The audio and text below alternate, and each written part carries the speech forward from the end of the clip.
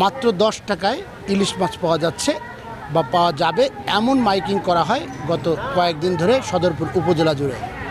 আজ ঠিক সকাল 8টা থেকেই সদরপুরের যে বিশ্ব জাকের মঞ্জিল উচ্চ বিদ্যালয় রয়েছে সেখানে কিন্তু হাজারো মানুষ উপস্থিত হয় এই ইলিশ মাছ নিতে। এর মূল্য 10 টাকার ইলিশ নিতে স্থানীয় হাজারো মানুষ কিন্তু ভিড় করে এই সদরপুর বিশ্ব জাকের মঞ্জিল উচ্চ বিদ্যালয় প্রাঙ্গণে। ঠিক 11টা থেকে কিন্তু দেওয়ার কথা ছিল এই ইলিশ মাছ, এবং এই ইলিশ মাছ দেওয়ার উদ্যোগ নেন স্থানীয় এক ব্যবসায়ী। 11টার দিকে তিনি 2 পেটি মাছ নিয়ে ঠিক এই বিশ্ব জাকের মঞ্জিলে উচ্চ বিদ্যালয় প্রাঙ্গণে আসেন, এবং আসার পরেই কিন্তু এখানে হাজারো মানুষ আসলে বিশৃঙ্খলায় জড়িয়ে পড়ে, এবং সেই মাছ কিন্তু আসলে সাধারণ মানুষ নিতে পারেনি। ওইখানে যারা ছিল তারা একেবারেই এক একজন 10টা 12টা করে নিয়ে কিন্তু ওই মাছগুলো নিয়ে যায়। বেশ ধাক্কাধাক্কি শুরু হয়ে যায়, এবং এই জোড়াপাল্টা ধাক্কাতেও কিন্তু বেশ কয়েকজন আহত হয়েছে।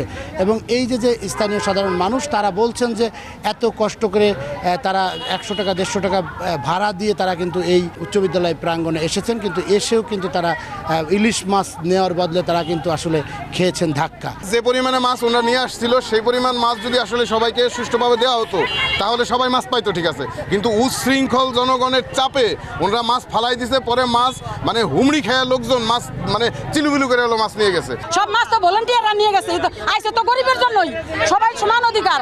আজকে বেজতি হয়েছি।